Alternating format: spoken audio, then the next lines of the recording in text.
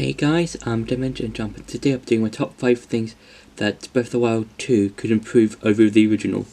Now, I think with what we've got from Breath of the Wild, from what we know from the sequel, I think we've had a mere glimpse into what could potentially be in the game, because we know that Ganondorf's making his return, Hyrule Castle seems to be floating, we get to see new islands, new creatures, new monsters, new everything that we've seen from the original Breath of the Wild. And I thought what some of the things that could possibly be improved from the original Breath of the Wild that the sequel could do better. And yeah, so to begin with, for number 5 is new types of armor. Now, the armor in Breath of the Wild were cool, because I quite liked how a lot of the armors that you could find in the game could help you with specific things. Like, there were some that could help you defensively, there were some that could help you offensively, and there were ones that could help you against the elements like the cold, the heat, the fiery regions of Eldin, that sort of thing. And I do like how some of the armors you could collect and upgrade could have specific ability to them. So like, if you upgraded the rubber armor twice, you could get an ability which made you immune to electricity. If you upgraded the male Gerudo outfit, you could, I think, be immune to the sun or be immune to the heat in Gerudo Desert, and the list goes on and on. So for Breath of the Wild 2, I would like to see some new armors that you could find along the game, and we have seen one new armor in Breath of the Wild 2, that whole sort of monkly robe type of armor we get to see Link wearing when he's falling down onto the Sky Islands. That looks cool, and I would like to see other armors that probably resemble some of the areas that you could find along in the game, and potentially we could have some old armors return. So like, we could have the Goron armor come back, we could have the Rito armor, warm clothes back, and maybe some new ones like that could help us with the game. So there could be an armor that could, let's say, be good against certain powers that some of the enemies in the game might have. There could be ones that make us have or do something cool. I think the armors are the ideas of armors are limitless. Just because there could be an armor that could do this, there could be an armor that could do that, and it would be cool to see not just old armors making their return, but also some new armor that could help us throughout the game. And for number 4 is improved dungeons. Now, the dungeons in the original Breath of the Wild were fine, I guess, because it was just basically you going through a Divine Beast and then eventually Hyrule Castle. But with the Divine Beasts, I felt they were pretty much an exact copy paste. It's just, I'll go to this Divine Beast, activate the terminals, fight a particular blight, move on to the next one, and then go to Hyrule Castle. And I think Hyrule Castle was possibly the only original looking dungeon to me, because with that castle, with that particular dungeon, I felt like you could just go to any place in Hyrule Castle and just collect as many weapons, items, shields, bows, arrows, that sort of thing, and you could just go there whenever you wanted. But with the Divine Beasts, I feel like they kind of just felt like a copy paste. And with Breath of the Wild 2, I could feel like Nintendo could have some bring back the old traditional dungeons we've seen in Ocarina of Time, Majora's Mask, Skyward Sword, Spirit Tracks, and give them their own Breath of the Wild feel to them, in terms of this is a giant dungeon filled with traps, monsters, enemies, and a lot of cool things that we could see.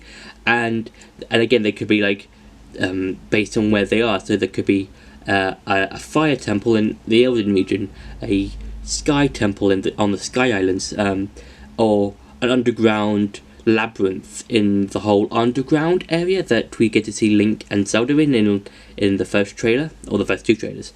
And it would be cool to see something like that. So like how each dungeon represents their own unique thing, and how Link and maybe Zelda, we don't know yet, could traverse each dungeon, and that'll be something cool to see.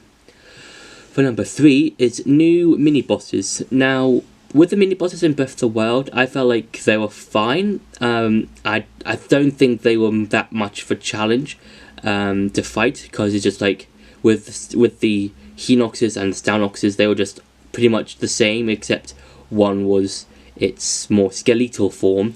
With the Moldugas, they were nice. Like I think they were probably the most unique one, just because of how they're only seen in one specific area, which I think made them cool, just because you could fight them in Gerudo Desert.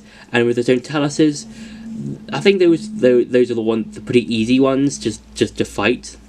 And with Breath of the Wild 2, we could see new mini bosses, and like with the dungeons, they could be accustomed to their own environment. So with, I think, the second trailer that we got for Breath of the Wild 2, we got like a stone Talos with a Bokoblin camp on it, and there could be some new mini bosses that we could see in the new areas. So for example, if there was for the underground areas, we could see possibly a sort of an Armor Goma or Goma type mini boss that we could see in the underground areas.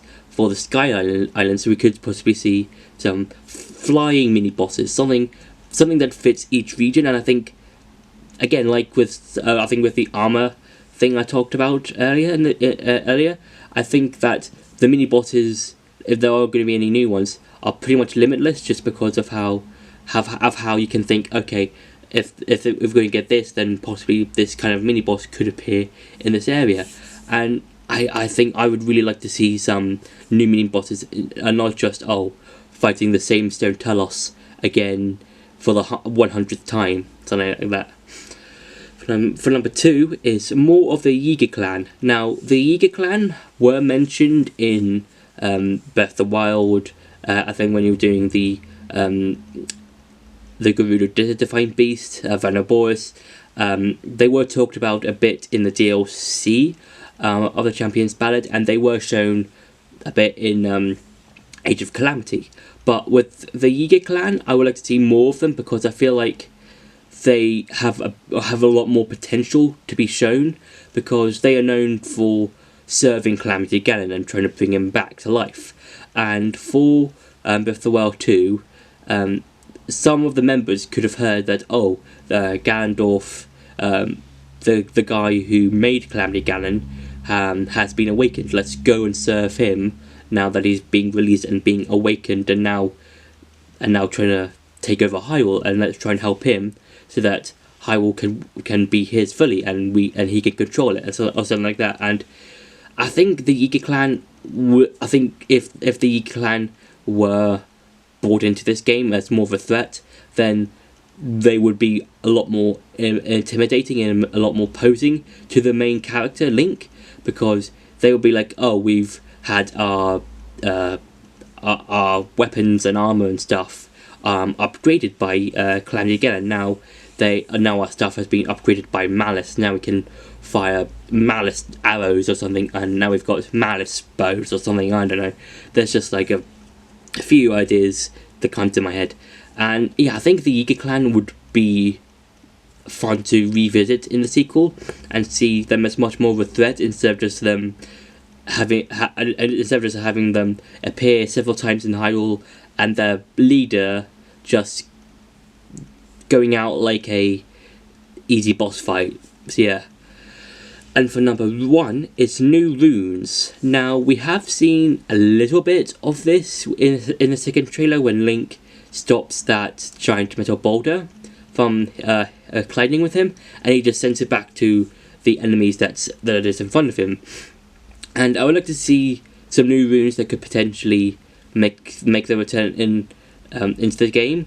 And these new runes could be like something that could be related to old items that you could collect in the previous Zelda games. So there could be a rune in which it could be like a claw shot or hook shot type ability, in which like this sort of chain comes out of Link's hand and it latches onto a wall or sort of a cliff, a mountain, whatever, and Link is just pulled towards that specific area.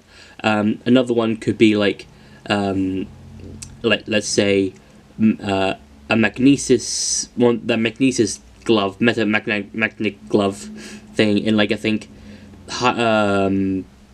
the Oracle games. I think I'm not 100% sure, and yeah, I'd like to see. It would be cool to see like these old items sort of updated to fit the whole Breath of the Wild world and stuff like that. And I would like to see, like, how these new runes could help Link in battle. So that there could be a particular mini boss that Link might face, and he needs a specific rune, so he can like go to one of the new runes and then use them on that particular mini boss or main boss or whoever. And I think that would be so cool to see, instead of just saying, oh, I can use a remote bomb whenever, or just use cryonesis or stuff like that. And it's not that the runes you could use in Breath of the Wild weren't fun. I did enjoy using some of them. It's just that I think if Breath of the Wild 2 is going bigger and better, I think you need bigger and better runes and stuff like that. So yeah, that's been my top 5 things that Breath of the Wild 2 could improve over the original. I hope you enjoyed this video. Don't forget to like, share and subscribe, and see you in the next video.